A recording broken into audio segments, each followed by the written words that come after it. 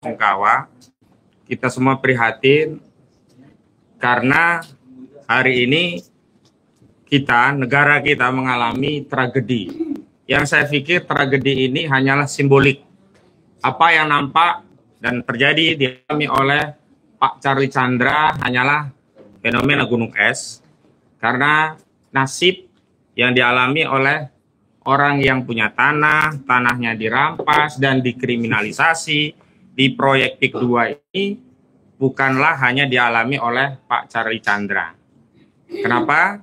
Karena masih banyak korban-korban perampasan tanah lainnya yang memang kita ketahui mereka mengeluh, tetapi memang sedikit sekali yang berani menyampaikan kepada rakyat berjuang untuk membela haknya.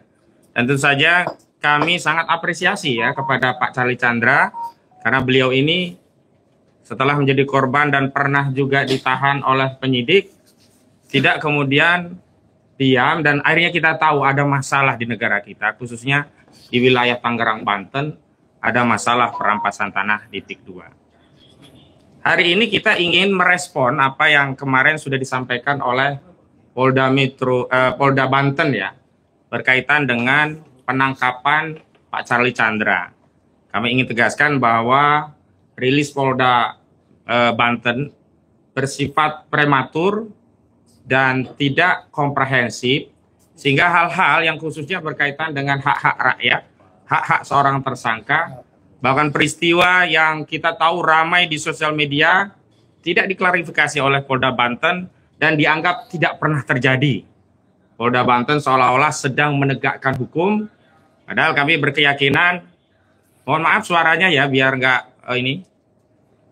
Polda Banten, kami berkeyakinan Polda Banten tidak sedang melakukan proses penegakan hukum, tetapi secara telanjang dan terbuka melakukan kezaliman terhadap rakyat, melakukan pelanggaran prosedur di dalam Kitab Undang-Undang Hukum Acara Pidana. Bahkan kami bisa tegaskan Polda Banten sedang melayani kepentingan oligarki PIK 2 yang dimiliki oleh Aguan dan Antoni Salim, karena terlalu berani ya melakukan pelanggaran yang secara telanjang sudah kita ketahui. Namun demikian, hari ini kita harus menyampaikan kepada publik tentang fakta apa sejatinya yang terjadi, sehingga selanjutnya terserah kepada rakyat, kami serahkan apa yang sebenarnya terjadi. Dan ini penting, kenapa? Agar jangan sampai klien kami ya, Pak Charlie Chandra yang ditangani LBH AP Muhammadiyah yang dipimpin oleh Pak Gufroni SHMH itu sudahlah menjadi korban, masih pula difitnah mafia tanah, difitnah penjahat, difitnah bapaknya penjahat TPO dan seterusnya. Jadi ini yang penting. Baik, hari ini kita akan melakukan konferensi pers, dan untuk mengawali tentu kita ingin tahu peristiwa apa yang terjadi. Dan di sini di sebelah kiri saya sudah ada Bapak Gufroni SHMH selaku koordinator dalam penanganan kasus Pak Charlie Chandra. Memang banyak sekali tim PH yang terlibat, tapi beliaulah koordinatornya dari Lembaga Advokasi Publik, Lembaga Bantuan Hukum LBH Muhammadiyah. Kepada Pak Gufroni kami persilahkan. Baik, terima kasih. Assalamualaikum warahmatullahi wabarakatuh. Waalaikumsalam. Baik, terima kasih Bang Osinuddin yang telah memberikan kepada kami untuk menyampaikan kronologis penangkapan klien kami Charlie Chandra, bahwa pada tanggal 17 Mei 2025 atau tepatnya hari Sabtu siang, saya memang dihubungi Charlie Chandra menginformasikan bahwa ada sejumlah petugas dari Polda Banten yang hendak melakukan penangkapan ya di kediamannya di Golf Residence, Kemayoran, Jalan Geria Utama, Pademangan di Jakarta Utara. Dan saat itu juga karena Charlie Chandra tidak ada siapapun yang mendampingi, saya kemudian meluncur ke kediamannya. Ya, jadi saya minta agar polisi untuk tidak serta-merta melakukan penangkapan sebelum ada penasihat hukum yang mendampingi. Dalam perjalanannya memang saya juga dihubungi oleh penyidik Polda untuk supaya tidak perlu menunggu saya, kira-kira begitu. Tapi saya bilang nggak bisa, saya harus memastikan bahwa klien kami dalam keadaan baik-baik saja dan tidak boleh ada penangkapan sebelum saya datang. Akhirnya telepon saya matikan waktu itu. Di lokasi kira-kira 1,5 jam ya, karena tempat tinggal saya dengan tempat tinggal Bapak Cari cukup jauh. Nah, di sana memang saya bertemu dengan beberapa penyidik ya. Ada AKP Yahendra, ada Aibda Nana Purwana, ada Aibda Nana Ruhyana, dan yang lainnya. Dan memang saya sempat bernegosiasi dulu. Saya ingin memastikan seperti apa peristiwanya. Saya minta diperlihatkan mana surat perintah penangkapannya, mana surat perintah penggeledahannya. Memang ada diperlihatkan waktu itu, kemudian saya meminta izin untuk bertemu Cari Chandra. Jadi saya masuk ke dalam, kemudian ya ketemulah kita di dalam dengan Cari Chandra, saya, Pak Cari dengan istri, kalau tidak salah bertiga. Kemudian saya mendapatkan penjelasan dari Cari Chandra dan tentu kita menyepakati bahwa memang proses penangkapan itu sebetulnya prematur ya. Tidak sebagaimana yang diatur dalam KUHP, karena pada saat itu kami dari tim kuasa hukum sebetulnya sedang menunggu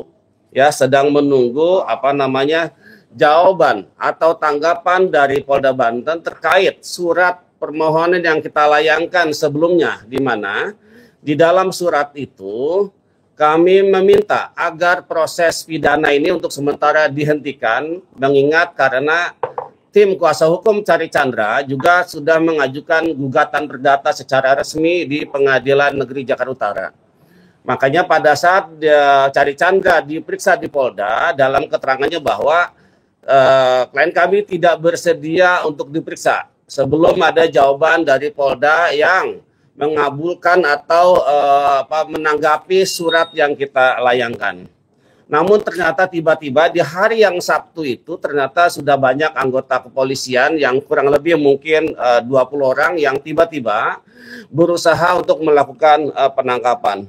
Memang telah terjadi negosiasi yang cukup alot dan panjang, dan sebagaimana kita ketahui bahwa itu juga prosesnya sampai malam. Sabtu malam, dan juga penyidik juga tidak berhasil untuk melakukan penangkapan sehingga mereka menemui kita untuk kita akan tarik diri. Saya masih ingat kata-katanya. Jadi kita penyidik akan tarik diri untuk tidak melakukan penangkapan, dan saya minta saya ya selaku kuasa hukum untuk menjamin bahwa Cari Chandra akan datang dalam panggilan nanti. Saya waktu itu negosiasi kalau bisa hari Selasa lah, ya jangan Senin kan gitu. Ternyata memang suratnya untuk pemeriksaan di hari Senin. Nah, proses itu ternyata tidak sebagaimana yang kita tidak sepakati. Ternyata sampai malam hari itu, sampai jam 12, kami memprediksi kemungkinan jam 24.00 sudah tarik diri. Ternyata sampai jam 1 itu masih ada anggotanya. Bahkan sebelumnya memang sempat lampu dimatikan selama 2 jam itu, sehingga kami juga tetap bertahan untuk memastikan bahwa malam itu tidak ada penangkapan, gitu ya. Kemudian keesok harinya ada intimidasi yang sebetulnya ini tidak sesuai dengan kesepakatan yang tadi malam. Ternyata mereka masih berupaya agar Cari Chandra bisa untuk ditangkap dengan modus, misalnya ada dari tim kesehatan yang datang, gitu ya, untuk diperiksa. Ini kan kami melihat bahwa ini ada modus agar Cari keluar langsung dibawa. Tapi ternyata Cari Chandra tetap bersikukuh kan gitu, kita akan nanti memenuhi panggilan dan seterusnya. Dan yang mengagetkan buat kami ternyata tindakan polisi itu sudah berlebihan. Kalau di hari pertama, hari Sabtu itu sampai malam masih bisa tuh akses keluar masuk orang. Masih bisa misalnya memesan makanan. Tapi di hari selanjutnya, di hari Minggu itu sudah tidak boleh lagi pesan makanan, dilarang. Kemudian tamu-tamu juga tidak boleh lagi masuk ke dalam. Bahkan masih ada menggedor pintu rumah, kemudian bahkan ada kondisi di mana ada orang tua istri Cari Chandra yang berusia 82 tahun. dalam kondisi fisiknya yang sangat tergantung pada peralatan medis. Karena kan waktu itu dimatikan lampunya 2 jam. 2 jam listrik. Oke. Kemudian pada hari Seninnya, pada hari Senin tanggal 19 pukul 10.00 tim penasihat hukum Cari Chandra mengirimkan surat pemberitahuan ketidakhadiran ke Polda Banten. Ya. Yang ditujukan kepada Ditreskrimum Polda Banten, UP AKP Yan Hendra SAMH. Jadi Senin itu pagi Pak Bang Wasidudin telah mengirimkan surat untuk bahwa pada hari Senin klien kami tidak bersedia untuk diperiksa karena tidak sesuai dengan KUHP. Karena dalam ketentuan pemanggilan itu setidak-tidaknya adalah minimal 3 hari. Jadi bayangkan suratnya itu hari Minggu ya. Minggu, kemudian untuk diperiksa di hari Senin. Jadi sangat waktunya sangat sedikit sekali. Kemudian Senin tanggal 19 2025 sekitar pukul 18 ya, jam 18.45 kebetulan kami ada di Polres Jakarta Utara. Kami ditelepon oleh saudara Cari Chandra bahwa ini sudah akan ada upaya paksa gitu loh. Dengan cara mulai untuk merusak pintu.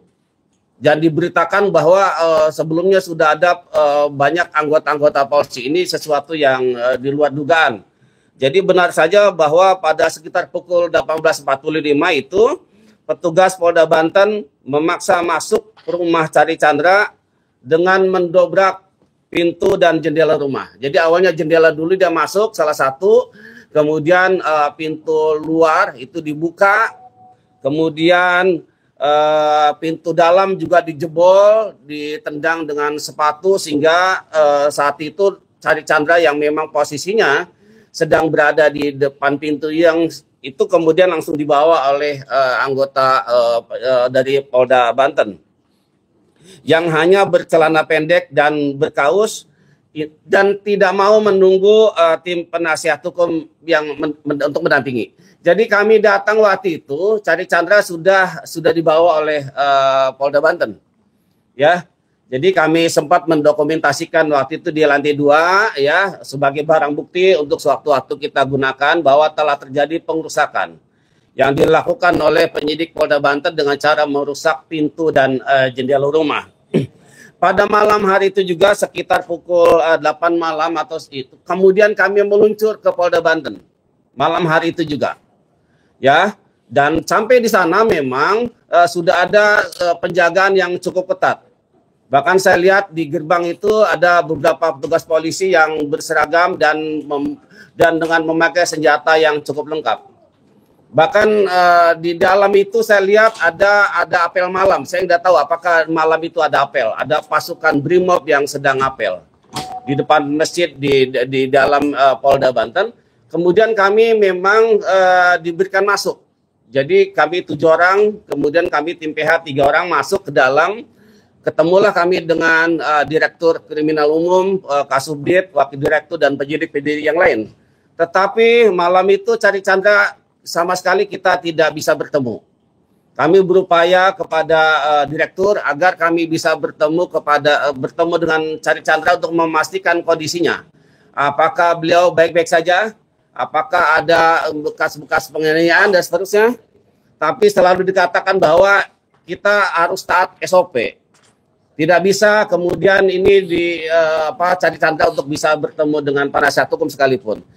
Jadi harus ada jadwal kunjungan, kira-kira begitu ya. Dan jadwal kunjungannya adalah hari Kamis, ya. Sehingga hal itulah kemudian kami juga tidak bisa bertemu Cari Chandra malam itu.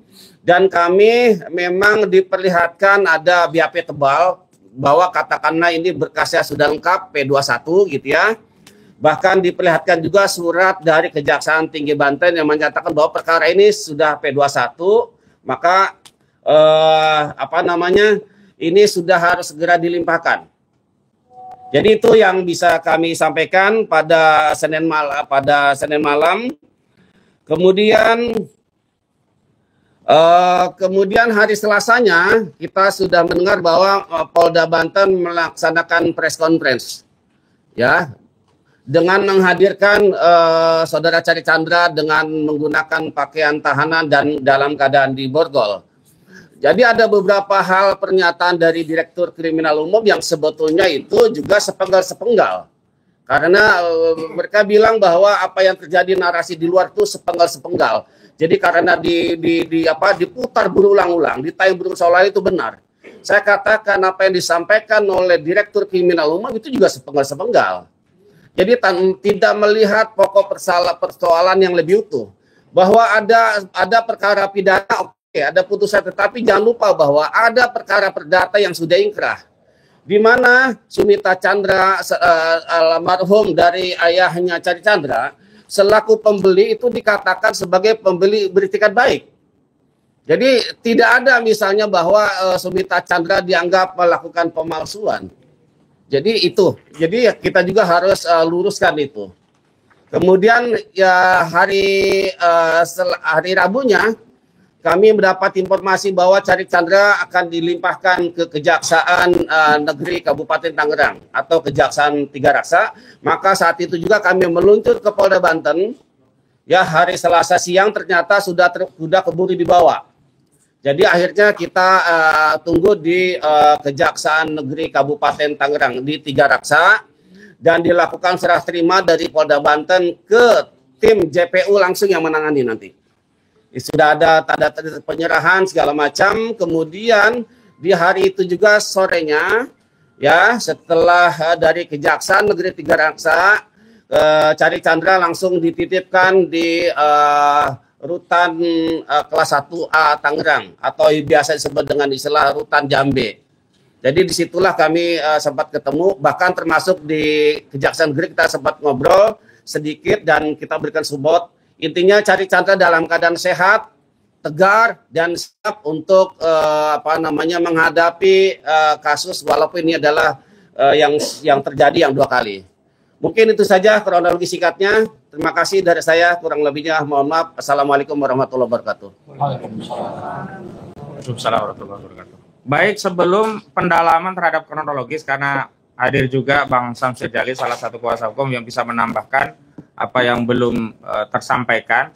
Tapi saya ingin tegaskan kepada Polda Banten, juga seluruh kepolisian Republik Indonesia, terutama kepada Bapak Listio Sigit Prabowo, bahwa kita selaku penegak hukum, baik advokat, jaksa, hakim, termasuk penyidik selaku penegak hukum, kita terikat dengan undang-undang. Dan dalam proses penyidikan perkara pidana, acuannya itu sama, yakni Kitab Undang-Undang Hukum Acara Pidana. Dan jelas di dalam pasal 70 ayat 1 KUHP ditegaskan bahwa penasihat hukum sebagaimana dimaksud dalam pasal 69 berhak menghubungi dan berbicara dengan tersangka pada tiap pemeriksaan dan setiap waktu untuk kepentingan pembelaan perkaranya. Jadi tidak benar polisi menyatakan ada SOP khusus sehingga kami PH datang diusir, tidak boleh datang, suruh masuk jam besuk. Memangnya kami ini pengunjung besuk? Memangnya kami ini tamu umum? Kami ini penasihat hukum. Kami ini bekerja berdasarkan surat kuasa. Dasar kami bekerja adalah undang-undang. Prosedur untuk menangani perkara pidana sama. Hakim acuannya KUHP, jaksa acuannya KUHP, advokat acuannya KUHP. Kenapa kok polisi bikin SOP sendiri sehingga menghalangi penasihat hukum untuk ketemu? Apalagi sebelumnya juga polisi secara lancang melakukan penangkapan tanpa didampingi. Dan saya mau klarifikasi, prosedurnya harusnya di depan RT atau RW setempat. Ini tidak ada RT RW-nya yang menyaksikan. Itu sudah mirip teroris saja itu yang jemput. Kalau tadinya tidak ada surat, kami anggap itu OTK itu. Masa kerja kepolisian seperti OTK begini? Ini kan menakutkan, organisasi tak dikenal. Kalau kami misalnya diperlakukan seperti itu, kan ini sebuah kezaliman. Bukan kalau faktanya memang diperlakukan seperti itu. Jadi saya tegaskan, yang dizalimi bukan hanya Chandra Chandra, termasuk kami, tim penasihat hukum. Karena KUHP memberikan wewenang kepada kami untuk bertemu dengan klien kami setiap waktu kapanpun, tapi ternyata polisi menyatakan tidak boleh hanya karena SOP, disuruh masuk jam besuk hari Kamis. Ini kan bukan konteksnya membesuk, ini konteksnya pendampingan klien, apalagi setelah dilakukan penangkapan. Baik, selanjutnya kepada Bang Samsir Jalil untuk bisa menyampaikan. Tolong tim. Ya, selamat datang Pak Samsul Jalal, nanti juga bisa menambahkan fakta karena saat itu juga sudah ada Pak Samsul Jalal, tetap saja tindakan biadab dari Polda Banten, tidak tahu malu tetap saja melakukan pemaksaan tanpa mengikuti prosedur KUHAP. Dan mohon maaf, saya ingin tambahkan satu hal. Surat penangkapan itu berlaku sebelumnya, tapi kemudian diterapkan atau dikirimkan surat panggilan 1. Ingat, di dalam KUHAP, apa yang harus dilakukan oleh polisi? Jika surat panggilan 1 itu tidak dipenuhi, terbitkan panggilan kedua, bukan melakukan penangkapan. Dan panggilan itu ya di 112 dan 227 KUHAP harus dilakukan dengan cara patut, diberikan langsung, diterima, ditandatangani dalam waktu yang cukup diatur 227 setidaknya 3 hari. Ini maksa. Tanggal panggilan tanggal 17, diserahkan 18 Mei hari Minggu, disuruh datang Senin tanggal 20 Mei. Wajar kalau saya mewakili klien menyampaikan surat tidak bisa hadir. Kenapa? Karena panggilan itu tidak sesuai prosedur KUHAP. Kenapa kami menyatakan itu? Karena masih ada mekanisme panggilan kedua sehingga kami bisa mempersiapkan klien kami dan keluarganya yang trauma dengan tindakan penyidik agar bisa datang menghadap memenuhi panggilan. Tapi alih-alih muncul panggilan kedua, Polda Banten justru melakukan penangkapan secara biadab, secara brutal, tidak mengindahkan hak asasi manusia keluarga. Bukan hanya Pak Charlie, tapi juga hak asasi keluarga. Baik, sebelum ke Pak Samsir karena ada Pak Samsul Jalal ya, Pak Samsul dulu untuk menjelaskan. Pak Charlie dulu, baik. Bukan, kalau gitu Pak Samsir dulu untuk menceritakan tambahannya. Tolong tim untuk digeser. Terima kasih. Assalamualaikum warahmatullahi wabarakatuh. Kronologi penangkapan tadi sudah disampaikan dengan lengkap oleh Pak Gufron. Tapi tentunya kasus Pak Charlie Chandra ini kita coba angkat dari awal untuk lahan yang seluas 8, sekian hektar. Ini dimulai pada tahun 1988 ya, yang itu udah ada AJB yang memang sudah lengkap. Kemudian dari sisi kewajiban Pak Charlie Chandra ini kan sudah tetap melakukan pembayaran pajak sampai tahun 2023. Tapi proses untuk perampasan ini itu dimulai tahun 2013. Ada bukti chatting dari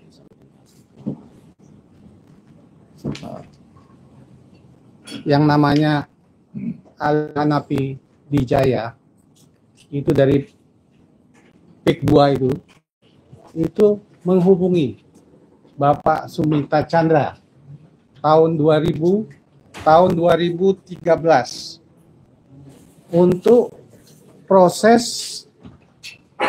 ya kalau kita bacakan di sini kan karena dia pemilik lahan mengenai tanah di Desa Lemo yang masuk dalam SK kami.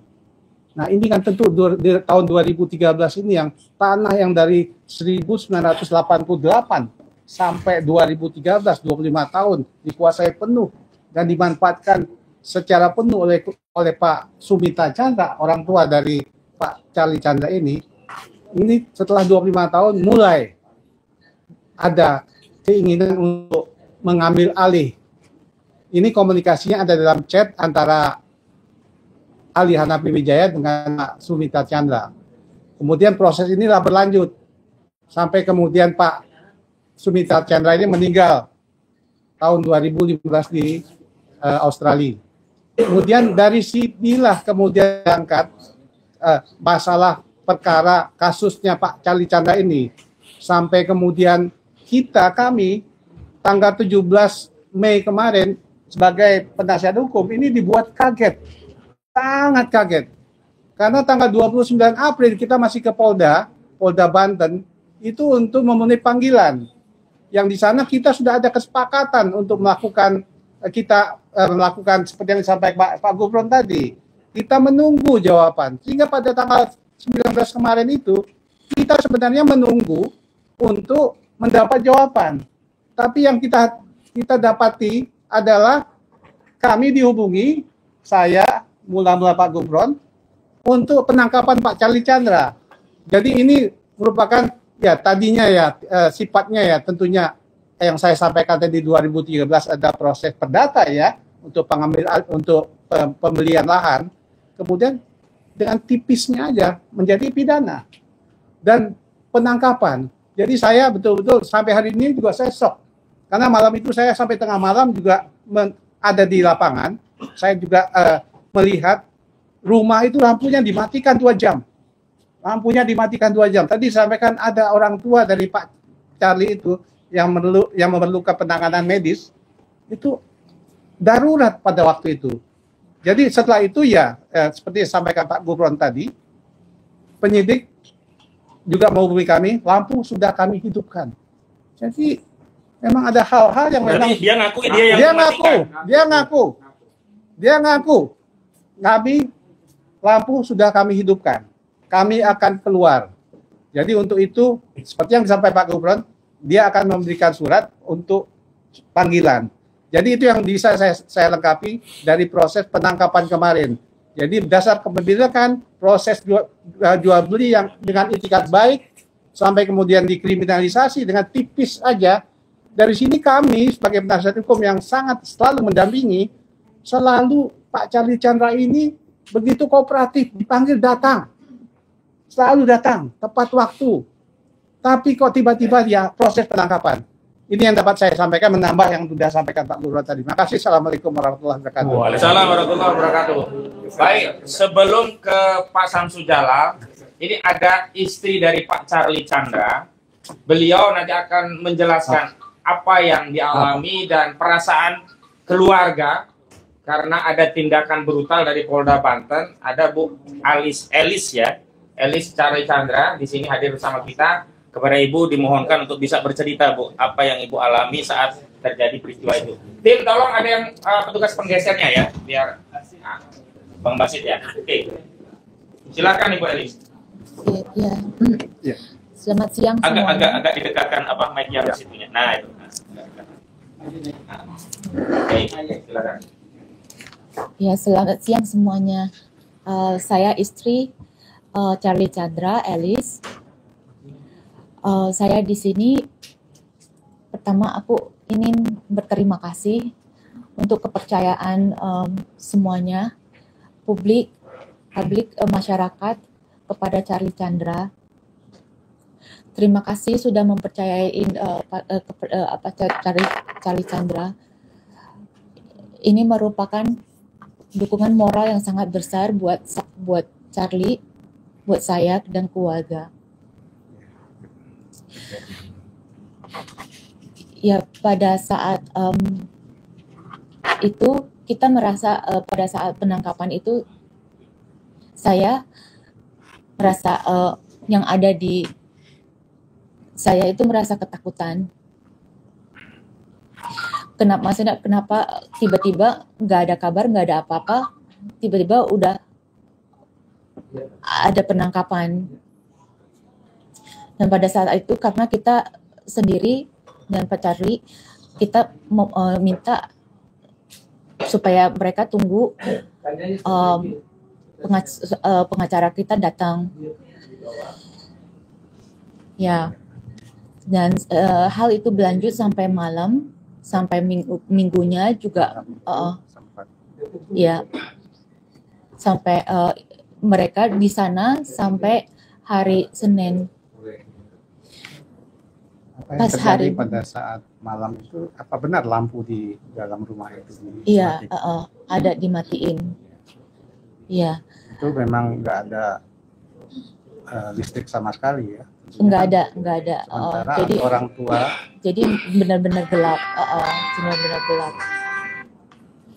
Sampai besok hari Minggunya juga masih kita, maksudnya. Sampai besok paginya kirain polisinya udah pulang ya, tapi ternyata masih belum, masih ada di luar dan orangnya banyak dan orang nggak bisa masuk. Berusaha juga untuk memanggil atau mengetok pintu. Iya, mengetok pintu, terus bel terus. Iya, terus waktu pada saat itu dia ini kasih surat pemanggilan pertama pada paginya. Sempat juga terhalangi ya, ada pesanan makanan segala macam. Iya, karena mereka apabila ada orang yang mau masuk, mereka pengen ikut, maksudnya mau masuk gitu, kayak mau ikut masuk. Gitu ya? Terus yang Jadi, 82 tahun itu siapa, Bu? Itu mama saya. Mama saya kondisinya emang dia udah sakit lama. Dia sakit penyakit orang tua Parkinson. Jadi kalau misalnya dia dia perlu oksigen. Kalau oksigennya lagi turun, dia perlu itu. Jadi di rumah kita selalu ada tersedia tabung oksigennya, selalu ada. Dan makanan gitu. Nah, hari Minggunya, hari Sabtunya kan kita nggak ada masalah makan, masih oke. Nah, hari Minggunya itu, nah kita agak kesusahan keluar masuknya.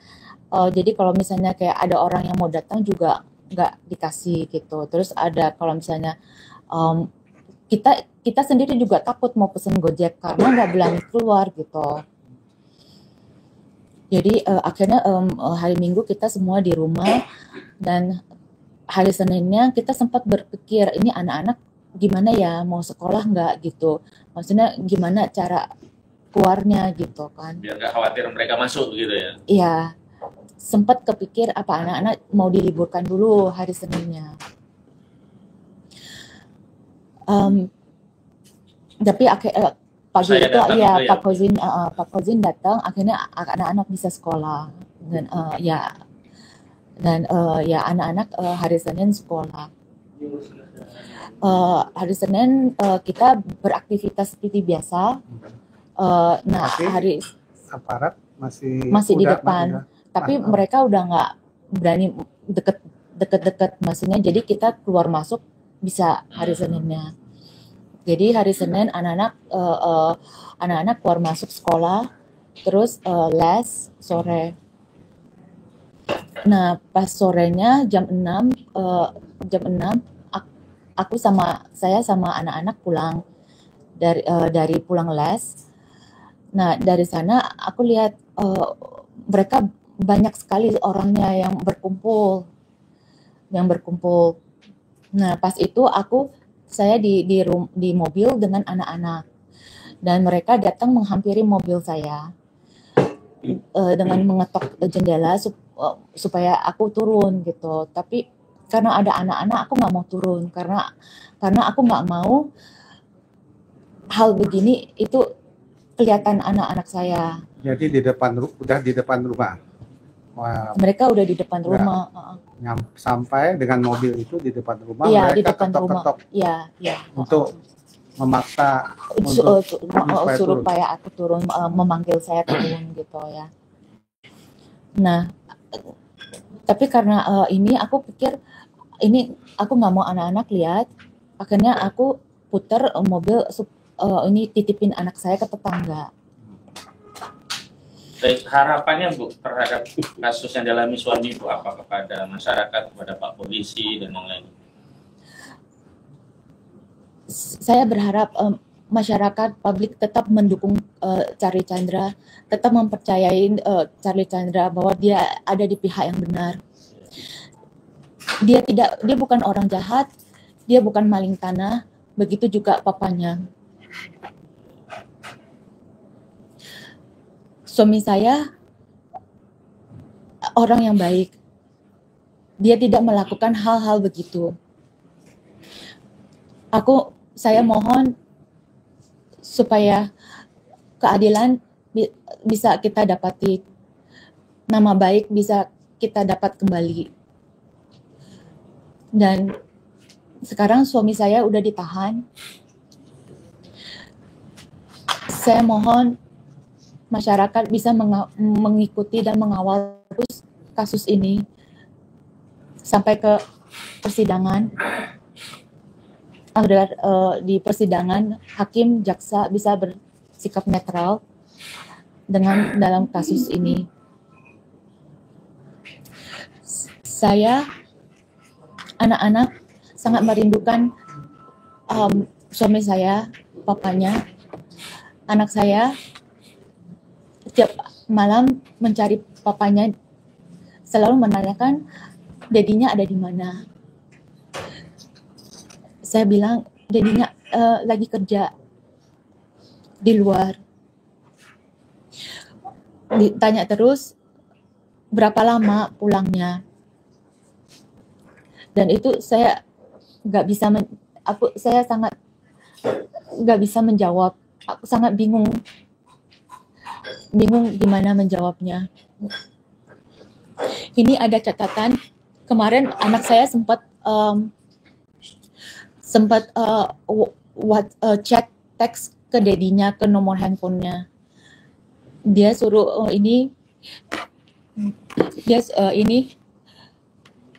dia minta ayahnya segera pulang. Dia tanya ayahnya ada di mana. Dan ini dia ada tulisan buat dedinya. From Christopher for Daddy. I love you because you are the best. And you are hardworking. Ini sangat menyakitkan sekali buat kita, buat saya.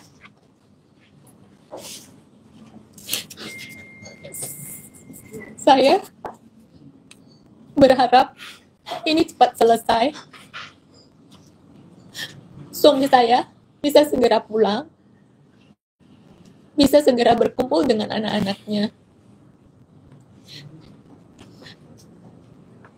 Saya juga bingung harus kemana, harus berharap kemana agar keadilan ini ada buat Charlie, buat keluarga saya. Aku mohon doanya agar kasus ini bisa cepat selesai dan Charlie bisa dapat keadilan dan mendapatkan kembali nama baik Charlie dan buat papanya Sumita Chandra. Terima kasih. Baik, terima kasih Bu Elis. Terima kasih Bu Elis. Kita semua tentu prihatin. Dan mohon maaf nih, saya pun jadi terbawa emosi. Ya, karena setiap kita kan bagian dari sebuah keluarga. Ketika kita mendengar seorang anak menanyakan tentang kondisi ayahnya dan dengan kepolosannya menyatakan ayahnya adalah seorang pekerja keras dan selalu mencintai ayah, kita sebagai ayah tentu terbayang bagaimana kalau kondisi itu terjadi pada kita. Dan kita juga sebagai ayah tentu juga punya keinginan agar bisa membersamai anak-anak kita. Baik Bu Elis yang sabar, mudah-mudahan Pak Hakim, Pak Jaksa mendengar keluhan ini sehingga bisa membantu, setidaknya bagi Pak Jaksa membantu memberikan penangguhan, Pak Hakim bisa memberi vonis yang membebaskan. Karena sekali lagi Charlie Chandra itu adalah korban. Yang jahat itu adalah Agung Sedayu. Yang jahat itu Atuan. Ini di majalah Gatra sudah ada jejak kelam Agung Sedayu di PIK 2. Dan perkara ini sudah dikabarkan oleh majalah Gatra, sengketa sertifikat nomor 5 Desa Limo. Dibongkar semua oleh majalah Gatra. Dan mohon maaf, berkasnya, putusan perdatanya itu penggugat yang menggugat Pak Sumita Chandra itu sudah ditolak sampai kasasi, dan dalam pertimbangan kasasi ditegaskan saat itu pengadilan tingginya masih di Bandung karena masih Jawa Barat, belum bisa jadi Banten. Ini kasus sudah lama sebenarnya. Itu ditegaskan kasasi ditolak dan dipertimbangkan bahwa Pak Sumita Chandra itu adalah pemilik sah sertifikat nomor 5 di Desa Limo ini. Dan kita tahu modus operandi Agung Sedayu Group dalam melakukan perampasan tanah itu selalu menggunakan person lain, mengurus dengan, saya tidak sebut oknum BPN, orang-orang BPN. Sama seperti kasus pagar laut, orang-orang BPN yang kemudian dijadikan sarana untuk merampas tanah rakyat. Bukan hanya rakyat pribumi, non pribumi pun dimakan oleh aduan ini. Baik, ada di tengah-tengah kita mantan dan Puspom ABRI ya, yang pada kejadian itu ada di TKP. Kepada Pak Maijen Purnawirawan TNI Samsud Jalal, mohon berkenan untuk menyampaikan pandangannya Pak untuk memberikan pembelaan. Silakan.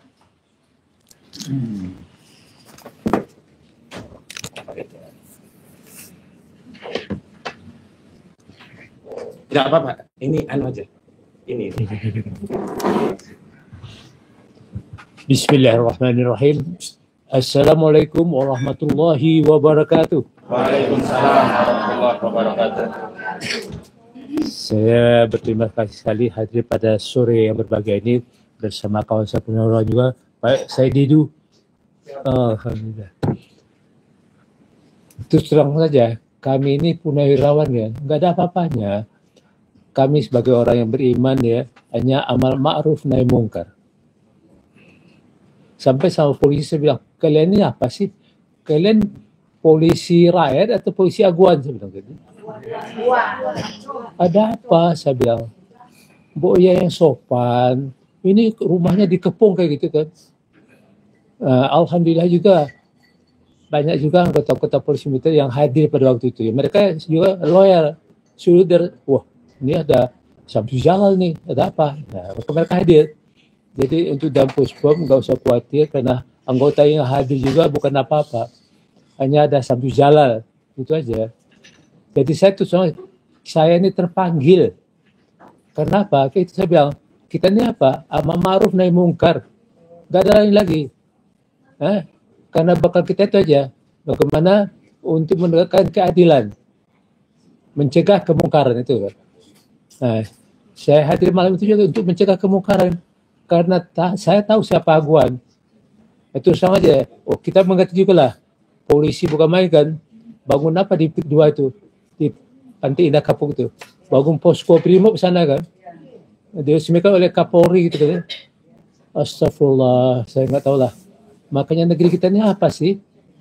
Negeri yang berkeadilan kan. Di dada kami ini Sumpah Prajurit Sabta Marga masih menempel nih. Jadi kalau ada yang mungkar itu enggak wajib, kewajiban kita untuk mencegahnya gitu.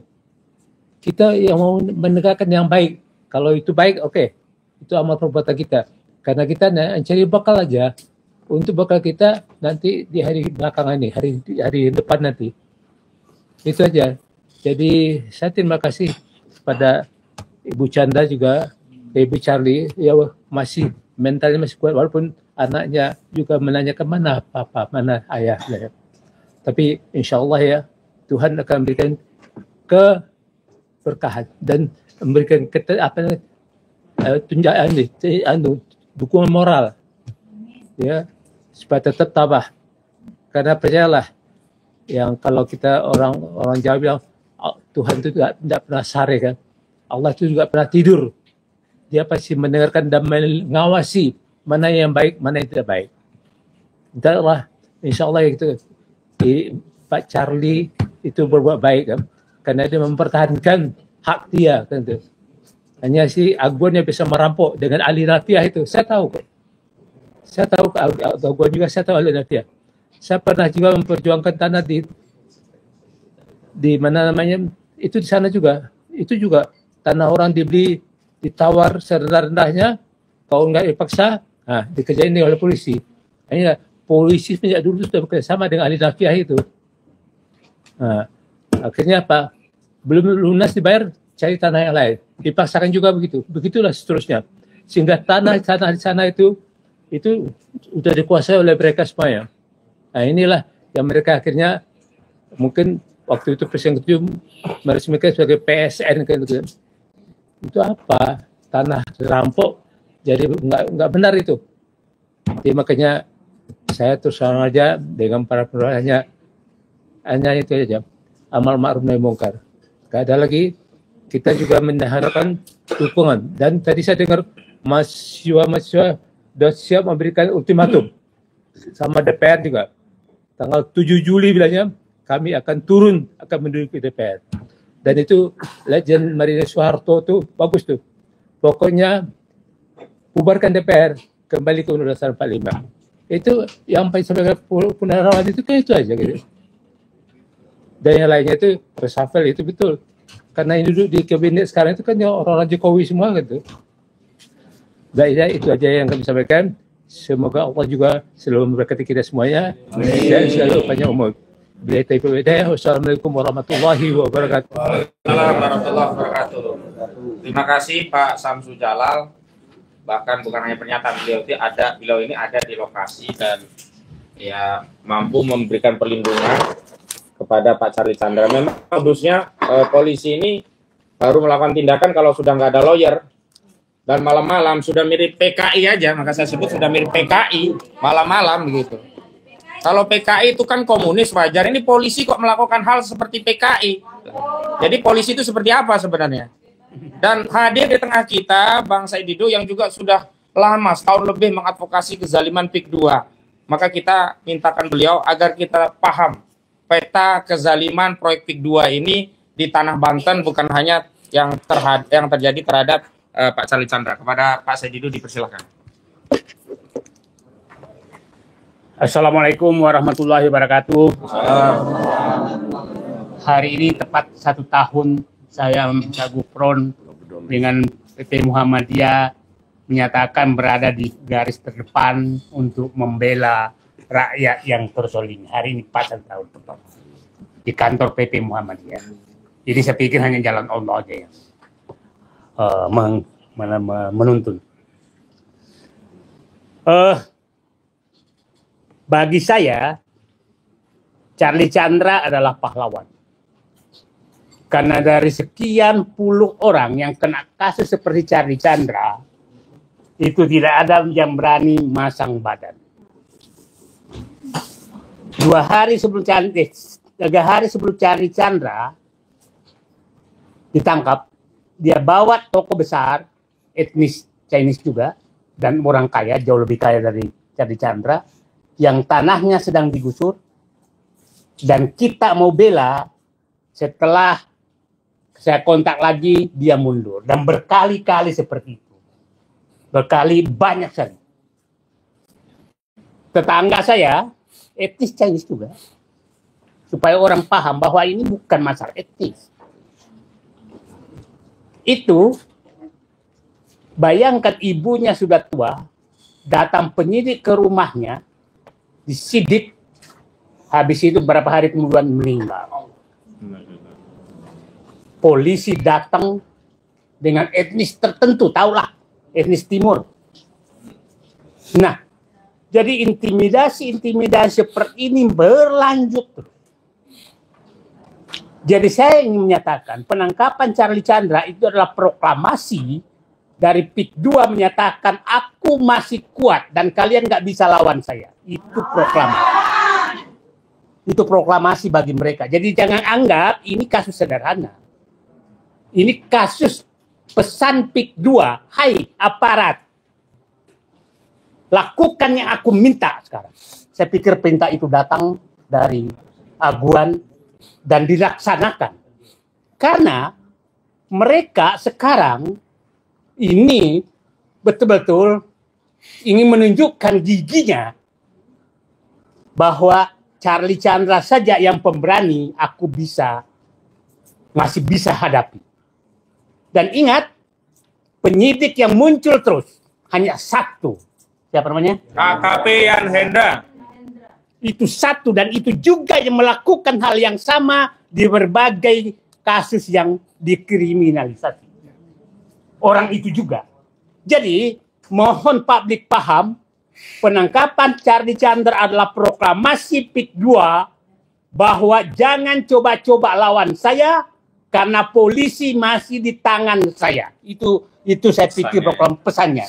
Jadi jangan terlalu banyak kasus hukum. Nah, saya berharap dengan terbukanya di pengadilan nanti itu kita buka semua apa yang terjadi. Ada 2 tokoh besar yang sekarang juga melakukan yang hal sama. Ada yang dipenjarakan suami istri, nggak usah saya sebutkan namanya. Suami istri penjarakan, itu bekas teman Aguan. Dan hampir semua bekas yang dekat berhubungan Aguan dengan Ali Hanafi itu dikerjakan seperti itu. Saya nanti cerita tentang rakyat yang ada. Ini sengaja saya buka ke publik supaya ini kita harus melawan. Nggak ada yang lain. Nah, itu 2 orang, tahu nggak sekarang, dikeluarkan dengan baru bisa bicara 2026. Ya, saya nggak perlu nyebutkan namanya. Banyak kali, ada di sedang masih di penjara sekarang. Ada sedang di penjara sekarang. Nah, inilah yang terjadi sebenarnya. Nah, saya ingin menjelaskan apa sih kasus ini bisa terjadi sehingga seakan-akan mereka betul-betul berkuasa. Begini proses yang terjadi. Ini kita harus buka, Pak. Saya terima kasih kepada orang-orang yang ada di sini yang benar-benar jiwa ikhlas berjuangnya sudah melebihi dari manusia yang normal. Saya tahu Pak Gufroni 24 jam, Pak Ahmad Syahir 24 jam. Kami semua 24 jam mengikuti. Tidak ada kecuali panggilan mengusir oligarki dari Indonesia yang merampas rakyat. Tidak ada jalan lain. Nah, begini. Jadi kepada seluruh kenapa sih mereka bisa melakukan? Ini sebenarnya kasus PIK 2 itu dimulai dari RUTEW dan RUTR 2011 yang ditetapkan oleh Gubernur dan Bupati Tangerang. Kita tahu siapa Bupati Tangerang saat itu yang turun-temurun itu. Ahmad Jani. Oke? Nah, bekerja sama dengan PIK 2. Sehingga apa yang terjadi? Diberikanlah izin prinsip kepada PIK 2. Kepada wilayah itu. Nah, seakan-akan wilayah setelah dapat izin prinsip loh.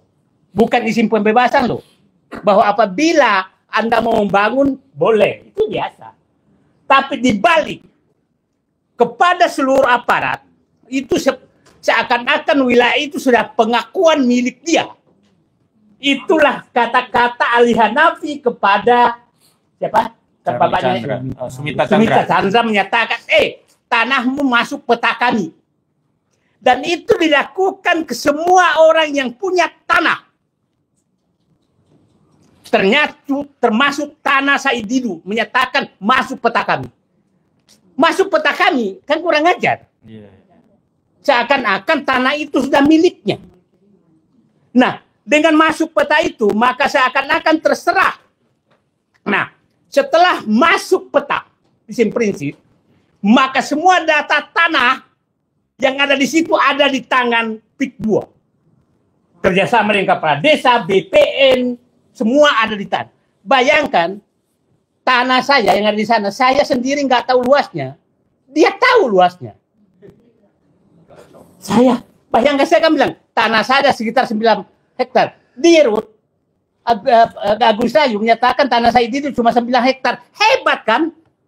Dirut PIK 2 tahu tanahnya saya itu. Pemilik nomor 10. Saya itu sendiri nggak tahu tanahnya berapa luasnya. Karena memang saya nggak pernah ngurus tanah saya berapa luasnya. Karena selama ini ya digarap orang aja. Nah, bayangkan tanah rakyat dia tahu semua. Karena dia tahu semua tanah-tanah rakyat yang ada wilayah peta kami yang katakan tadi. Maka dia bisa merekayasa semua kasus-kasus tanah yang ada di sekitar yang di wilayah tersebut. Nah, ini adalah BPN yang bekerja. Kepala desa yang bekerja. Ingat, ini adalah kerjaan Jokowi. Ketua Abdesi itu, mantan ketua Abdesi yang mengusulkan 3 periode adalah tinggal di wilayah Desa Kosambi. Yang saat itu adalah Luhut menyatakan sebagai penasehatnya Abdesi tersebut. Jadi ini politik sangat besar sehingga kepala desa digerakkan untuk meneruskan kerjaan Jokowi. Setelah itu Jokowi memberikan PSN kepada PIK 2. Jadi ini bukan pekerjaan sederhana, ini adalah perampasan negara secara sistematis lewat Joko Widodo bersama Aguan, bersama Abdesi. Gantung Jokowi. Nah, jadi kita harus membacanya secara bahwa ini adalah politik yang sangat besar. Nah, saya lanjut. setelah pengusaha menjadi penguasa lahan tersebut, maka semua data tanah itu dipegang oleh dia. Dan ingat, kalau kita sudah punya sertifikat, masa seluruh sejarah tanah itu ada di BPN. Kita nggak pegang lagi aslinya. Artinya, BPN bisa merekayasa bahwa tanah Said Didu itu tidak sah karena milik orang lain. Dan itu yang terjadi semua di wilayah Banten. Raya-raya dilakukan seperti itu. Bayangkan cuma raya nggak berani bicara. Tahu-tahu namanya berubah. Tahu-tahu namanya berubah. Nah, karena itu kekuasaan BPN. Jadi menurut saya, nah itulah yang terjadi. Yang terjadi Charlie Chandra juga seperti itu. Dan kasus lain seperti itu. Anda bisa bayangkan. Tetangga satu lagi saya. Banyak sekali kasus yang saya pahami. Bayangkan. Tanahnya sekitar 20 hektar. Sepakat 5 hektar dijual. Oke? Dengan harga yang pas. Tahu-tahu datang panggilan polisi bahwa yang 15 hektar bermasalah. 20 bermasalah. Karena dianggap bermasalah, maka dipaksalah menjual 15 hektar itu dengan harga kesepakatan. Kalau enggak, Anda dipenjara. Begitu caranya mereka. Jadi biasanya diakui sah, ini banyak sekali seperti sah sebagian, habis itu dianggap yang lainnya tidak sah, badan dipaksa. Dan itu, ya pelakunya, yang tadi itu, yang nggak bisa disentuh, yang berinisial A itu, bukan, AL, Hidayah. Nah, itu modus yang terjadi banyak sekali. Problemnya adalah dengan sekarang Charlie Chandra semua tiarap. Maka untuk membangkitkan kembali, maka Charlie Chandra kita harus bela hak sampai pembelaan. Enggak ada jalan lain. Kalau Charlie Chandra ini berhasil, maka Banten habis, Indonesia habis. Seluruh modus ini dilakukan di seluruh Indonesia.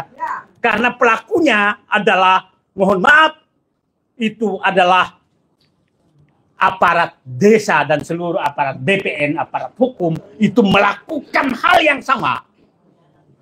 Di Marwali, di Makassar, di Surabaya, apalagi di Kalimantan, di Maluku, di Papua.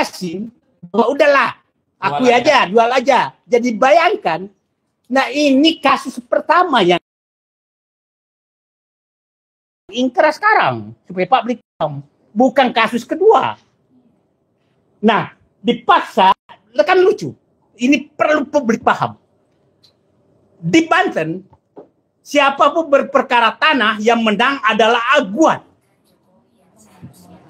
Lucu.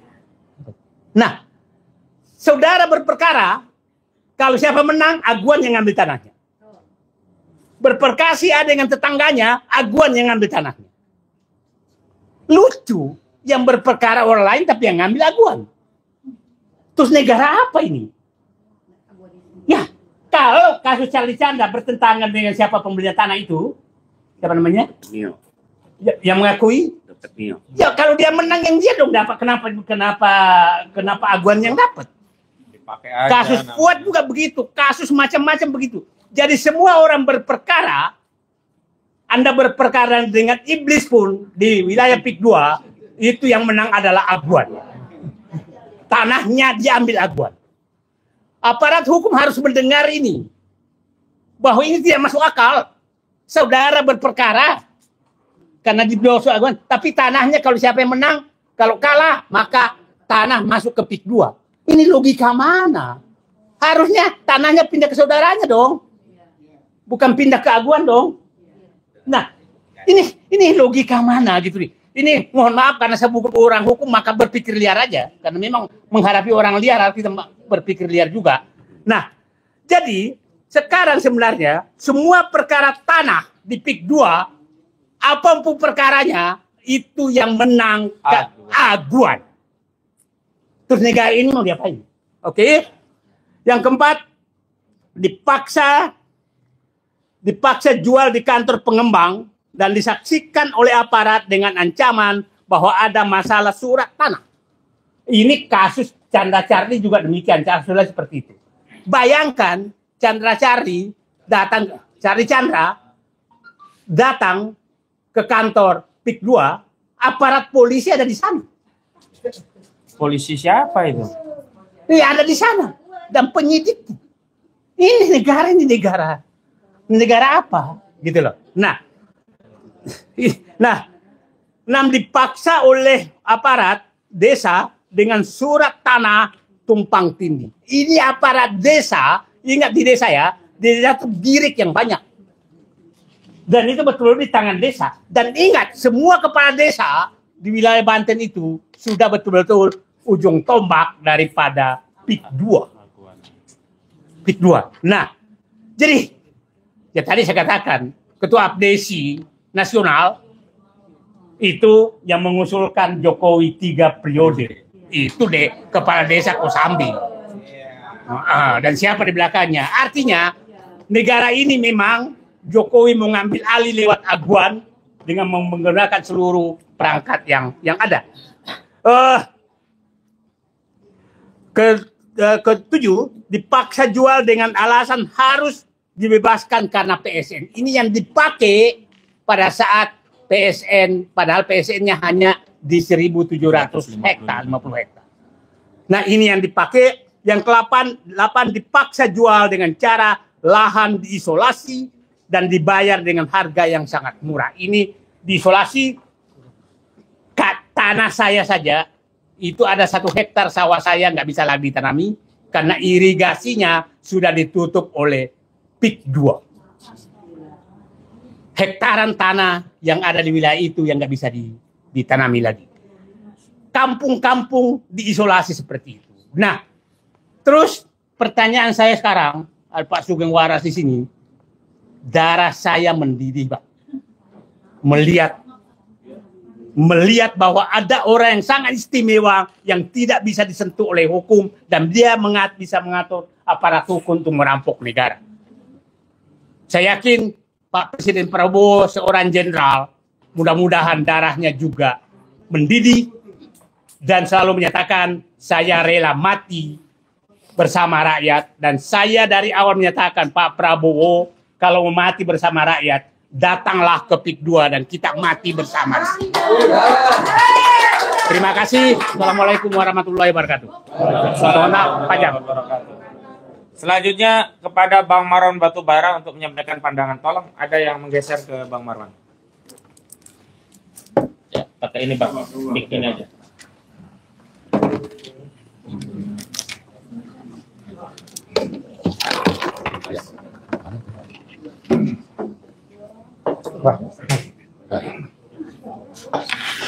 Bismillahirrahmanirrahim. Ini ya, terima kasih Mas Ahmad. Assalamualaikum warahmatullahi wabarakatuh.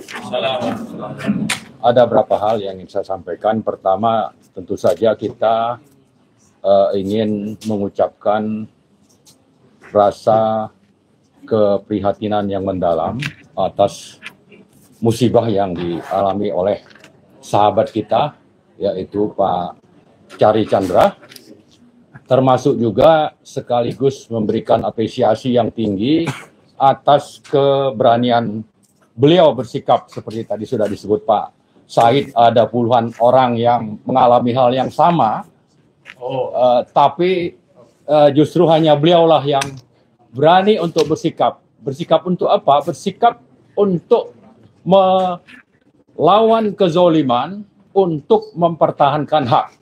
Jadi ada faktor bahwa haknya dizolimi. Oleh siapa? Oleh rezim. Siapa rezimnya? Rezimnya adalah rezim oligarki hitam yang melakukan kejahatan state corporate crime. Jadi kalau kita sebut-sebut tadi polisi, Polda Banten misalnya, lalu ada nama tadi yang disebut sebagai Yan Hendra, maka ini hanya operator lapangan, ya, operator lapangan, karena di atas itu pasti ada Kapolda, ada Kapolri, Kapolri kalau dulu bosnya itu adalah Joko Widodo. Ya, Joko Widodo. Jadi kalau kita lihat siapa sebetulnya pelaku state corporate crime ini, maka kita urutlah dari atas sampai ke bawah, sampai ke polisi yang hanya jadi kacung-kacung gitu. Ini yang sedang kita hadapi. Kemudian yang kedua, perlu kita ingatkan bahwa di bawah rezim oligarki itu yang namanya hukum, keadilan, hak asasi manusia itu sudah diinjak-injak, ya, sehingga seperti apapun kita berusaha, kalau memang mereka merasa bahwa pendekatan otoritarisme, kemudian pendekatan politik kekuasaan, lalu dukungan dana yang sangat kuat dari oligarki, maka semuanya akan bisa dikalahkan. Nah, karena itu saya kira kita harus bangkit. Bangkitnya seperti apa? Ya, rakyat harus melawan seperti yang sudah ditunjukkan oleh Pak Charlie Chandra. Karena itulah mari kita siap-siap untuk bergabung bersama, ya, kita akan menunjukkan perlawanan kepada rezim oligarki hitam ini yang melakukan pendekatan politik kekuasaan secara otoriter menggunakan uang dan juga aparat negara agar ini bisa berhenti seperti yang disebutkan Pak Said Didu tadi. Nah, bagaimana supaya bisa berhenti? Maka kita mengingatkan, selain tadi mengajak rakyat, kita mengingatkan pertama itu adalah DPR, ya. DPR ini memang pimpinan partainya bisa saja menikmati banyak kenikmatan logistik dari aguan. Maka kita ingin menyadarkan mereka bahwa kezoliman ini sudah di depan mata dan mengancam kelangsungan NKRI. Mengancam kelangsungan eksistensi dari NKRI karena yang akan berdaulat itu adalah negara PIK 2 misalnya, atau negara PIK 1, atau di mana saja oligarki hitam itu punya lahan atau kekuasaan, maka di sana mereka lah yang berkuasa, bukan lagi negara Kesatuan Republik Indonesia atau rakyat yang berdaulat, tetapi adalah oligarki hitam pelaku state corporate crime. Jadi pertama tadi ke DPR, kemudian kepada Pak Prabowo yang dulu sudah bersumpah, ya, ingin untuk menghilangkan adanya negara dalam negara. Faktanya meskipun presiden sudah berganti lebih dari 6 bulan, mereka merasa aman. Kenapa? Karena tidak ada upaya yang serius dari Pak Prabowo dan menteri-menterinya untuk menghentikan kejahatan mereka ini. Tidak ada upaya yang serius. Yang dilakukan pamer sandiwara, cabut pagar laut, yang diproses hanya kepala desa 1 orang, lalu belakangan dilepaskan. Sama juga yang dilakukan oleh Ketua ATR BPN, yang namanya Nusron, menyebutkan ada perampasan hutan lindung. Tapi belakangan tidak jelas rimbanya ini sudah sampai kemana. Padahal itu adalah aset negara yang tidak jelas bagaimana ini transaksinya dengan aguan dengan PIK 2. Nah, karena itu kita ingin menuntut ke Pak Prabowo, janganlah terus omon-omon, sementara kejahatan state corporate crime ini masih terus berlangsung di depan mata, dan ini akan mengancam kelangsungan hidup bangsa Indonesia. Ya, kemudian yang terakhir, saya kira kita juga ingin mengingatkan kepada otoritas jasa keuangan untuk menertibkan yang namanya PIK 2. Ini supaya di-delisting dari Bursa Efek Indonesia. Kenapa? Karena lahan yang dikuasai untuk bisnis propertinya itu diperoleh dengan cara zolim, mengambil alih tanah milik negara, sekaligus merampas tanah rakyat yang sangat jelas ini bertentangan dengan peraturan yang berlaku dan dilakukan dengan pendekatan, tadi saya sebut adalah pendekatan politik kekuasaan zolim yang menggunakan aparat negara untuk kepentingan sempit bagi orang-orang yang hanya memikirkan kepentingan pribadi dan tidak peduli dengan bagaimana rakyat itu akan menderita. Saya kira itu saja. Terima kasih. Assalamualaikum warahmatullahi wabarakatuh. Baik, tolong dibantu. Ya, selanjutnya Pak Sugeng Waras untuk bisa menyampaikan dukungannya untuk Pak Cari Chandra. Silakan Pak Sugeng. Beliau Ketua Forum Purnawirawan Pejuang Indonesia (FPPI). Ya, silakan. Assalamualaikum warahmatullahi wabarakatuh. Waalaikumsalam warahmatullahi wabarakatuh. Para sahabatku, saya fokus kepada menanggapi sehingga kita punya pemikiran, pandangan terhadap kasus kriminalisasi terhadap saudara kita Chandra. Namun izinkan sebelumnya saya membuka latar belakang atau hal-hal yang membuat kita lebih yakin terhadap perjuangan kita. Karena saya sadar bahwa di sekitar kita sekarang ini ada kawan-kawan pejuang, juga ada kawan-kawan medsos yang kita sama-sama bisa membesarkan, bisa meluaskan apa yang kita rencanakan dan apa yang akan kita lakukan ke depan menghadapi masalah seperti ini. Saudara-saudara, kita nggak usah berkecil hati. Kita berada pada pihak yang benar. Kenapa saya katakan begitu? Negara kita itu negara hukum, bukan negara kekuasaan. Artinya kalau negara hukum mengedepankan hukum, mengutamakan hukum. Tetapi kalau negara kekuasaan mengutamakan kekuasaannya. Ya contohnya seperti peristiwa kriminalisasi waktu penangkapan saudara kita Cari Chandra.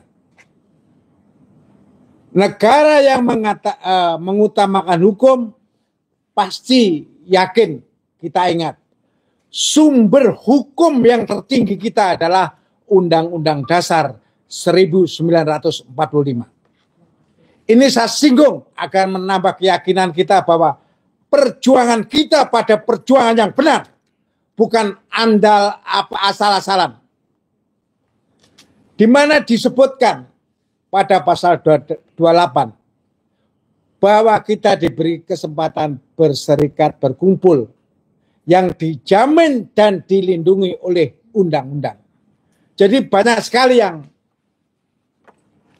jadi pedoman pegangan kita. Pada pembukaan atau preambul Undang-Undang Dasar 45, di sana jelas apa yang kita perjuangkan.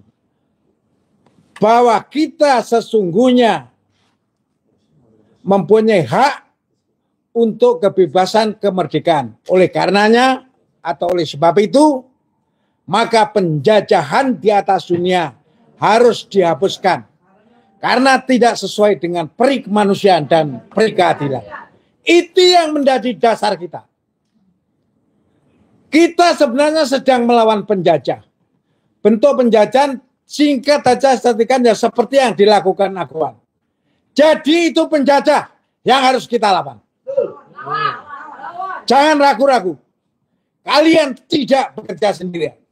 Saya, Pak Samsu Jalal, orang yang masih muda-muda ini, karena Pak Samsu Jalal baru menginjak 82. Saya sendiri katanya istri saya sekarang sudah berumur 75. Nah, itu tidak menjadikan kendala. Saya tetap menemani bersama teman-teman Purnawirawan. Yakinlah, Purnawirawan akan berjuang bersama-sama Anda. Oleh karena itu, kalau ada lagi kesulitan, jangan dilupakan kita. Siap. Tarik kita. Siap. Pada prinsipnya, apapun ormas yang terdiri dari Purnawirawan, intinya berjuang bersama rakyat. Karena visi misinya dia adalah dari, oleh, dan untuk rakyat. Ini yakin. Jadi kembali kepada penjajah tadi. Kita jangan pernah ragu-ragu. Aguan penjajah. Proses ini terjadi, kekuasaan tertinggi kita adalah pada presiden yang waktu itu dijabat oleh Jokowi. Yakinlah, saya tidak perlu banyak cerita. Jokowi adalah sumber perusak negara kita. Sumber penghancur negara kita. Sumber pemecah persatuan dan kesatuan bangsa. Sumber perusak demokrasi. Sumber perusak konstitusi. Sumber perusak masa depan bangsa Indonesia. Itu Jokowi. Jadi kejadian ijazah palsu atau kejadian persawahan terkait Banten itu hanya sebagian dari apa yang dirusak, apa yang dilakukan oleh Jokowi. Dan saya yakin kalau saudara-saudara melihat bagaimana sikap Prabowo terhadap Jokowi, hubungan Prabowo dan Jokowi, itu banyak artinya. Tetapi saya yakin bahwa Prabowo tetap berpendirian. Akhirnya Jokowi harus diadili seadil-adilnya. Saudara, kalau saya mencurhatkan sedikit betapa beratnya beban Prabowo. 6 bulan belum bersempat memikirkan masa depan. Hanya memikirkan masalah beban yang ditinggalkan oleh Jokowi. Itu harus kita maklumi. Jadi sekali lagi, jiwa yang paling dalam tetap dia bersama rakyat. Itu yakin. Karena tanpa keyakinan itu menjadi ambyar tugas kita. Saudara, saya langsung menuju kepada terkait penangkapan Charlie Chandra. Saya ikuti lewat televisi, saya ikuti lewat YouTube apa yang dilakukan oleh mereka anggota polisi dan Pak Kojinuddin termasuk Pak Gufroni. Saya ikuti seksama. Di situ saya mengelus dada. Sebenarnya polisi itu adalah pengabdi dalam rangka pemberian perlindungan, pengamanan, dan pelayanan terhadap rakyat. Kemudian ada tambahan penegakan hukum. Nah ini yang bikin rusak. Karena buktinya polisi tidak bisa melakukan berpedoman pada konstitusi yang ada. Seperti disinggung oleh saudara Kojinuddin. Kita itu punya konstitusi masing-masing. Polisi berdasarkan landasannya. Hakim, pengacara, advokat, jaksa, termasuk militer, semua ada kendalinya masing-masing. Tetapi seperti kita ketahui apa yang dilakukan polisi, tidak perlu saya ulang-ulang, itu adalah bentuk semacam bentuk penjahat, brutal, tidak memberi hak-hak yang harus dimiliki oleh rakyat. Makanya waktu itu Pak Kojinuddin sudah sering menyampaikan, peganglah namanya prosedur atau protap atau SOP, adanya pemanggilan pertama, ada kedua dan ketiga. Jadi tidak ada pemanggilan pertama langsung ditangkap, dikriminalisasi semacam itu. Oleh karena saya sebagai purnawirawan mengingatkan kepada teman-teman saya polisi. Marilah kita berani mengoreksi diri. Itu salah. Tapi jangan salah. Bahwa polisi tetap ada, TNI tetap ada, maka sinerginitas ini kalau kita dengan baik, dengan tujuan baik, dengan cara yang baik, akan menjadi baik negara kita. Tetapi teman-teman polisi harus akui banyak masalah-masalah, banyak peristiwa-peristiwa di mana-mana. apakah di Kalimantan Timur, apakah di Sumatera Utara, apakah di Surabaya, termasuk di Jawa Barat ini. Oleh karena terakhir saya mengharapkan, memohon kepada Bapak Prabowo. Pak Prabowo, Bapak harus tegas dan cepat. Kita rakyat banyak yang mengeluh, banyak menderita. Jangan hanya senyum-senyum saja. Tidak. Bapak harus turun tangan. Atasi polisimu. Kalau memang polisi berasal dari kepalanya, copot kepalanya. Masih banyak orang yang baik, orang yang lebih baik daripada ini. Karena pada dasarnya semua peristiwa yang terjadi di negara kita adalah menjadi beban, menjadi tanggung jawab Bapak sebagai kepala negara. Maju mundur negara tergantung Bapak. Cepat selesai tidaknya perkara tergantung Bapak. Makanya sering saya katakan, kebetulan Bapak ada hubungan dengan presiden kita yang terdahulu, Pak Soeharto. Kalau waktu itu Pak Soeharto berhasil menumbangkan PKI, kita semua rakyat mengharap, insya Allah Bapak Prabowo berhasil menumbangkan oligarki. Oligarki, ada oligarki kuning dan hitam. Banyak sekali menteri-menteri Bapak ini yang harus disingkirkan. Saya tidak ragu-ragu. Jadi apa yang disampaikan 8 tuntutan dari Purnawan itu tidak main-main. Itu serius. Mohon Bapak tanggapi dengan serius. Jadi sekali lagi, pemajulan terhadap Gibran bukan kita karena emosional, tetapi karena kita rasional. Kita berpikir tentang proses dan hasil pemilu tanpa mengurangi rasa hormat, tanpa mengurangi Bapak. Kita tetap menuntut Gibran harus dimakzulkan. Demikian sekali lagi saya simpulkan tentang kriminalisasi terhadap saudara kita Chandra. Polisi harus berjiwa besar, mau mengoreksi diri. Sekian, assalamualaikum warahmatullahi wabarakatuh. Waalaikumsalam warahmatullahi wabarakatuh. Baik, terima kasih Pak Kolonel Purnawirawan Sugeng Waras, dan insya Allah beliau selalu waras, ya, karena beliau Sugeng Waras, insya Allah. Yang tidak waras itu hari ini adalah polisi kita, aparat kita, termasuk pejabat-pejabat kita yang tidak peduli dengan penderitaan rakyat. Hari ini PIK 2 sudah menderita sebegitu rupa, tapi seolah-olah tidak ada negara hadir di tengah-tengah kita.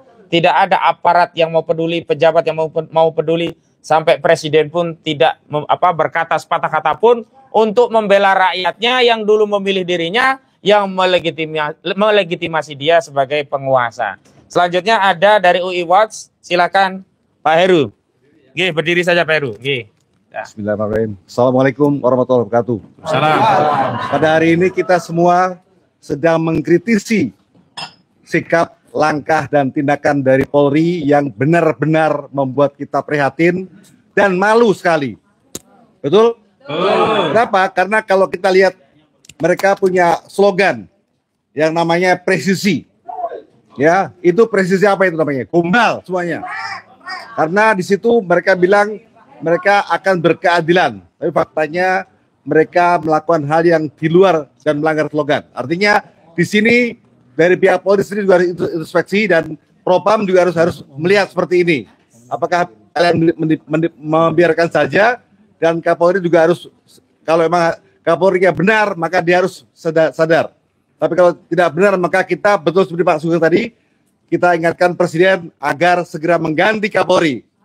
Demikian, terima kasih. Wassalamualaikum warahmatullahi wabarakatuh. Waalaikumsalam warahmatullahi wabarakatuh. Baik, walaupun negara seperti tidak hadir, tapi alhamdulillah kami bersyukur telah hadir di tengah kita Pak Gufroni yang memang secara resmi mewakili dari LBHP Muhammadiyah, satu-satunya ormas yang mengadvokasi kasus PIK 2. Kita beri aplaus kepada Muhammadiyah.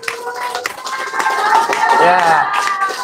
Kita beri doa dan dukungan kepada Perserikatan Muhammadiyah, mudah-mudahan bisa konsisten di jalan jalur dakwah amar ma'ruf nahi mungkar. Sekali lagi kita berikan tepuk tangan kepada LBH AP Muhammadiyah. Baik. Dan ternyata selain LBH AP Muhammadiyah masih ada ya ormas-ormas yang mengambil alih fungsi negara yang hari ini tidak berfungsi. Di antaranya adalah ormas pejabat. Baik. Ya. Terakhir kepada ormas pejabat untuk menyampaikannya Ustadz TK Jaya. Silakan, Pak. Ya, nanti saya. Baik. Assalamualaikum warahmatullahi wabarakatuh. Alhamdulillah hari ini kita kumpul ya dengan satu keprihatinan terjadi pada kawan kita saudara Charlie Chandra yang didatangi oleh aparat dengan cara-cara seperti cara-cara kita lihat film G30S PKI dengan mendobrak, ya, mencongkel dan lain sebagainya. Ini cara-cara yang biadab kalau kita katakan. Ya. Sementara prosedur hukumnya sudah jelas. Ya. Nah, ini yang dinamakan penegak hukum yang melanggar hukum. Nah, ini yang harus kita lawan. Dan saya sampaikan kepada segenap aktivis, jawara, pendekar, laskar, malu dengan para purnawirawan kita yang turun. Saatnya kita bersatu, saatnya kita kompak lawan oligarki yang begitu jelas ya ingin merampas, merampok dan mengintimidasi daripada rakyatnya sendiri dilindungi oleh pemerintah. Ini sudah sistematis yang dilakukan oleh oknum. Kalau dikatakan oknum sudah bukanlah, BPN sudah jelas menjadi mafia tanah dari dulu. Ya, ditambah lagi dengan aparat-aparat pemerintah, terutama kepolisian yang sangat saat ini mempunyai moto melayani, mengayomi, melindungi. Itu semua bualan belaka. Ya, kalian hanya menjadi polisinya aguan yang hanya berani kepada rakyat dan tidak berani terhadap oligarki. Dan ingat, sampai kapan kalian akan begitu? Ketika kalian pensiun, kalian sudah tidak apa-apa lagi. Ya, AKP Yan Hendra yang sudah jelas-jelas dia melakukan banyak kesalahan-kesalahan tapi tetap dipakai oleh Polda Banten. Pak Suyudi ini sangat luar biasa. Ya, ini Anda punya anak buah ini sudah benar-benar kelewatan batas. Ya, dan juga Pak Kapolri, Listio Sigit. Ini sudah terlalu lama ya, menjabat dan juga sudah terlalu kekenyangan lah bahasanya begitu. Ya. Ini sudah kekenyangan ya dari zamannya Sambo sampai saat ini ya dia tidak tersentuh, tapi anehnya Presiden Prabowo tidak berani bertindak terhadap Listio Sigit. Ada apa dengan Pak Prabowo? Ya. Bapak adalah pimpinan kami, presiden kami, dan mempunyai kekuasaan saat ini. Anda bisa melakukan apapun selama itu buat kepentingan rakyat, maka rakyat akan mendukung. Jangan pernah takut, jangan pernah ragu. Karena rakyat ada di barisan Anda selama Anda melakukannya untuk kepentingan rakyat. Bukan kepentingan oligarki, bukan kepentingan hanya mereka saja yang hanya ingin merampok dan merampas daripada bangsa negara kita. Sekali lagi, kepada seluruh aktivis yang saya katakan tadi, saya sebutkan tadi, jawara, ya, pendekar, laskar, tunjukkan daripada rasa idealisme kalian. Tunjukkan rasa nasionalisme kalian. Ini negara sedang dijajah. Ini negara sedang dirampok. Ini negara sedang akan dimiskinkan. Apakah kalian akan diam? Kalian punya ilmu bela diri. Kalian punya ilmu apa yang sudah diturunkan kepada kalian. Maka gunakan itu untuk membela daripada rakyat yang terzalimi. Maka dari itu, sekali lagi, gerakan ini akan terus menjadi gerakan yang besar untuk menegakkan amar ma'ruf nahi munkar, dan kita tidak akan pernah gentar melawan kezaliman yang sudah dipertontonkan oleh aguan CS. Demi Allah, kaki jadi kepala, kepala jadi kaki. Kita akan melawan itu semua. Takbir. Takbir. Terima kasih. Assalamualaikum warahmatullahi wabarakatuh. Assalamualaikum warahmatullahi wabarakatuh. Baik, terima kasih Bang Eka Jaya selaku pimpinan Ormas Pejabat Pengacara Jawara Bela Umat Bela Rakyat. Sebenarnya masih ada satu, yakni Aliansi Rakyat Menggugat, tapi karena waktu dan tadi ketuanya Bu Menu Ulandari mencukupkan karena sudah cukup yang lainnya. Tapi sekali lagi tepuk tangan buat Aliansi Rakyat Menggugat. Ya. Dan terakhir akan saya bacakan pernyataan hukum. Mohon yang di belakang bisa berdiri biar bisa terlihat. Nah, yang baris depan ini tetap duduk. Baik. Ya. Oh ya, yang baris ini biar duduk aja. Nggak apa-apa. Yang baris 3 yang lainnya saja ya yang berdiri. Baik. Kita mulai ya. Baik. Apakah kamera sudah siap dari tadi? Memang sudah siap ya? Baik.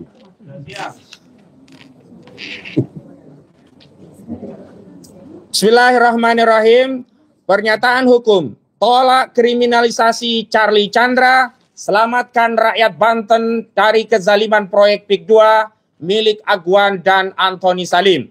Sehubungan dengan adanya upaya paksa berupa penangkapan yang dilakukan secara brutal, melabrak aturan dan melanggar hak asasi Charlie Chandra untuk melayani kepentingan oligarki PIK 2 milik Agwan dan Antoni Salim yang dilakukan oleh petugas Polda Banten pada Senin 19 Mei 2025. Kami tim penasehat hukum Charlie Chandra bersama sejumlah tokoh aktivis purnawirawan dan aktivis lainnya menyampaikan pernyataan hukum sebagai berikut. Pertama, petugas Polda Banten telah melakukan penangkapan secara brutal berupa pengepungan dan intimidasi di kediaman Charlie Chandra hingga malam hari, melarang GrabFood, mengirimkan pesanan ke rumah, menggedor-gedor pintu rumah, menyorot lampu silau ke arah rumah, menaiki tangga balkon untuk berusaha masuk, mematikan listrik hingga 2 jam dengan mengabaikan di dalam rumah ada istri, keluarga, anak-anak kecil yang butuh AC, sejumlah ART, hingga orang tua istri Charlie Chandra yang berusia 82 tahun dalam kondisi fisiknya sangat tergantung pada peralatan medis yang membutuhkan suplai listrik 24 jam dan puncaknya mendobrak pintu dan jendela rumah, membawa paksa Charlie Chandra yang hanya bercelana pendek dan berkaus tanpa mau menunggu tim penasehat hukum untuk mendampingi. Teriakan histeris istri dan anak-anaknya tidak dihiraukan. Kedua, petugas Polda Banten telah melakukan pelanggaran prosedur hukum acara dalam penyidikan perkara pidana sebagaimana diatur dalam Kitab Undang-Undang Hukum Acara Pidana. Mengingat Polda Banten telah mengirimkan surat panggilan 1 nomor SPGL garing 1747 garing Romawi 5 garing Res titik 19 garing 2025 garing Ditreskrimum Polda Banten tanggal 17 Mei 2025. Tindakan lanjutan dalam prosedur hukum acara setelah penerbitan surat panggilan 1 adalah menerbitkan surat panggilan 2, bukan malah melakukan penangkapan secara brutal dan melabrak aturan KUHAP. Ketiga, petugas Polda Banten telah melakukan pelanggaran hukum acara dan hak asasi manusia dalam penyidikan perkara pidana, menghalangi penasehat hukum untuk menemui Charlie Chandra saat penangkapan dengan mengabaikan ketentuan pasal 69 KUHAP junto pasal 70 ayat 1 KUHAP dan mengabaikan hak asasi Charlie Chandra sebagai anak manusia dengan mengabaikan ketentuan pasal 5 ayat 1, pasal 6D, pasal 11 ayat 1 dan pasal 16 ayat 2 Peraturan Kepala Kepolisian Negara Republik Indonesia nomor 8 tahun 2009 tentang implementasi prinsip dan standar hak asasi manusia dalam penyelenggaraan tugas kepolisian negara Republik Indonesia. Keempat, petugas Polda Banten telah bekerja hanya berorientasi untuk melayani kepentingan oligarki PIK 2 milik Agwan dan Antoni Salim. Mengingat pelapor PT Mandiri Bangun Makmur atau Agung Sedayu Group telah menguasai fisik tanah milik Charlie Chandra dan dijadikan kawasan industri properti Pantai Indah Kapuk 2. Modus kriminalisasi oleh polisi untuk melayani kepentingan PIK 2 jamak dilakukan kepada pemilik tanah di Banten yang menolak melepaskan haknya kepada oligarki PIK 2. Karena itu, kami meminta negara hadir dan segera mengevaluasi kinerja institusi kepolisian agar bekerja sesuai aturan. Kami juga menuntut agar negara segera menghentikan proyek PIK 2 agar tak ada lagi rakyat selaku pemilik tanah menjadi korban kerakusan oligarki PIK 2 seperti yang dialami Charlie Chandra. Negara tidak boleh kalah dengan Aguan dan Antoni Salim. Demikian pernyataan disampaikan Jakarta 22 Mei 2025 tertanda Tim Penasehat Hukum Charlie Chandra. Takbir! Takbir! Takbir! Assalamualaikum warahmatullahi wabarakatuh.